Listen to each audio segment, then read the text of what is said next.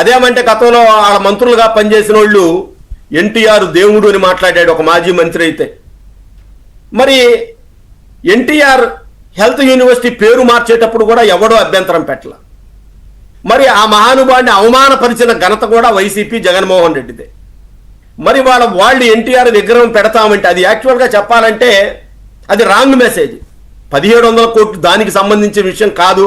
నారాయణ గారు మాట్లాడింది ఏంటంటే డిజిటల్ లైబ్రరీ కానివ్వండి, దానికి సంబంధించినటువంటి రకరకాల తెలుగు వాళ్ళకి సంబంధించినటువంటి అన్ని ఆఫీసులు కానివ్వండి, దానికి సంబంధించినటువంటి ఇన్ఫ్రాస్ట్రక్చర్ ఉంటుంది. అక్కడ ఎన్టీఆర్ విగ్రహం ఉంటుంది. ఆ విగ్రహం 100 కోట్ల 50 కోట్ల 60 కోట్ల దాని గురించి మొత్తం 1700 కోట్ల అని ఆయన మాట్లాడలేదు. ఇందాక బాబ్జీ గారు చెప్పినట్టు కానీ అడుసుమల్లి శ్రీనివాస్ గారు చెప్పినట్టు కూడా ఆయన క్లియర్గా చెప్పారు, వాళ్ళు వివరించారు. చంద్రబాబు నాయుడు గారు ఆర్థిక లోటు ఏంటో తెలుసు. ఇవాళ ఈ రాష్ట్ర పరిస్థితులను చూసి ఈ రాష్ట్రంలో పెట్టుబడుల కోసం లోకేష్ గారు కానివ్వండి, పవన్ కళ్యాణ్ గారు కానివ్వండి, చంద్రబాబు నాయుడు గారు ఏ విధంగా అర్ధరాత్రులు అపరాత్రులు లేకుండా కష్టపడతా ఉంటే 1750 కోట్లు ఎన్టీఆర్ బొమ్మకు పెడుతున్నామని నీచమైనటువంటి ప్రచారం ఇది. పైగా ఈ ప్రచారం చేసి ఏం లబ్ధి పొందుతారు? డబ్బుకెత్తైతే దాన్ని మళ్ళీ కులవేంగిలు. అదే అసలు ఏమి కులవేంగిల్ అనేది ఏమండి? వాళ్ళు కులం పేరుతో చంద్రబాబు నాయుడు సామాజిక వర్గానికి చెందిన వాళ్ళందరినీ భయపెట్టి ఆ రోజు అప్రధానమైన పోస్టులు వేసి ఎస్సీ ఎస్టీల కేసులు పెట్టి అరెస్ట్ చేసిన మొత్తం.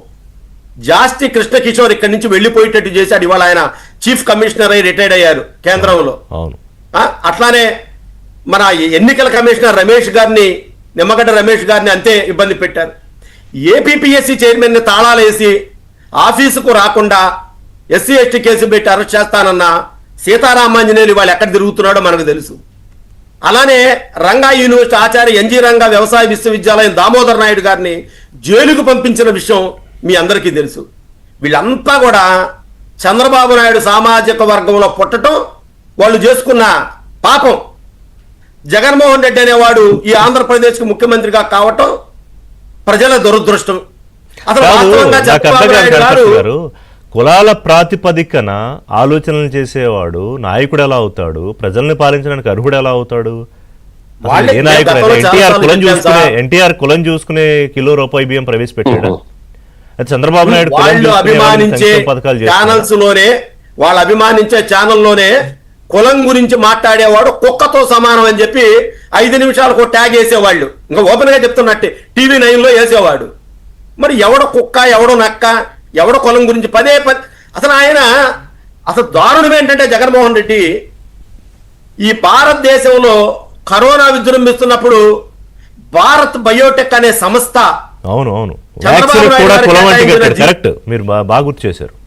జినోమ్ వ్యాలీలో ఆయన ఒక వ్యాక్సిన్ తయారు చేస్తే భారత్ బయోటెక్ వాళ్ళు రామోజీరావు గారు బంధువులు, లేకపోతే రాధాకృష్ణ గారి బంధువులు, చంద్రబాబు నాయుడు బంధువు, వాళ్ళ కమ్మాళ్ళు, వాళ్ళు ప్రభుత్వానికి వ్యాక్సిన్ ఇవ్వట్లేదని మాట్లాడిన నీచుడు జగన్మోహన్ రెడ్డి. అసలు జగన్మోహన్ రెడ్డి గురించి మనం రాజకీయాలు చొప్పించని ఇవాళ డాక్టర్ రమేష్ గారు ఉన్నారు సార్, రమేష్ హాస్పిటల్లో అనుకోని సంఘటన జరిగింది. ఆ రోజు కరోనా టైంలో ఫైర్ యాక్సిడెంట్ జరిగితే అతన్ని అరెస్ట్ చేయడానికి అసలు ఎన్ని తిప్పలబడ్డారో డాక్టర్ రమేష్ గారిని.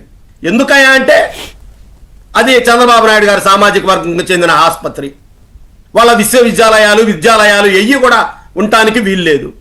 మరి చంద్రబాబు నాయుడు గారు గతంలో 14-16 సంవత్సరాలు ముఖ్యమంత్రిగా చేసినప్పుడు ఏ రోజు కూడా ఏ కులం మీద, చిన్న ఉదాహరణ చెప్తాను మీకు, ఆయన 95లో 90లో ముఖ్యమంత్రి కాగానే 96లో వెంకటేశ్వర విశ్వవిద్యాలయం తిరుపతికి సంబంధించి ఒక వైస్ ఛాన్సలర్ నియామకానికి నోటిఫికేషన్ ఇస్తే అనేక మంది అర్హులు అప్లై చేస్తే చంద్రబాబు నాయుడు గారి క్లాస్మేట్స్, బంధువులు వాళ్ళందరూ వచ్చి చంద్రబాబు నాయుడు గారు రిక్వెస్ట్ చేశారు. పేదలకి కాదు కనపర్తి గారు, పేదలకు అన్నం పెట్టడానికి పెట్టిన అన్న క్యాంటీన్లు ఎవరైనా చేస్తారు?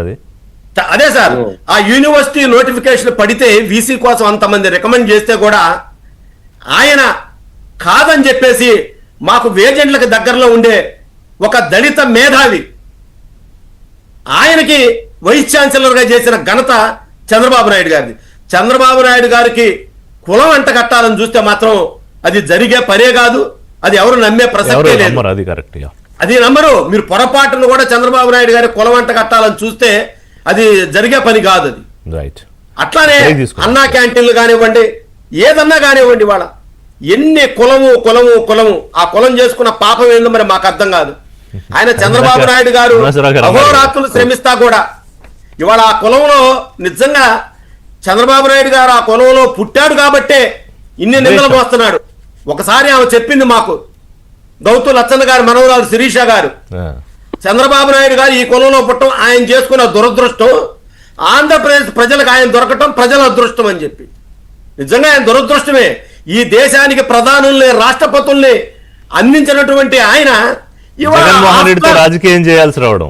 ఆఫ్టర్ జగన్మోహన్ రెడ్డి ఏదో నక్కబుట్టి 4 వారాలు కాలేదు, నా జీవితంలో ఇంత పెద్ద గాలివాన్ చూడలేదన్న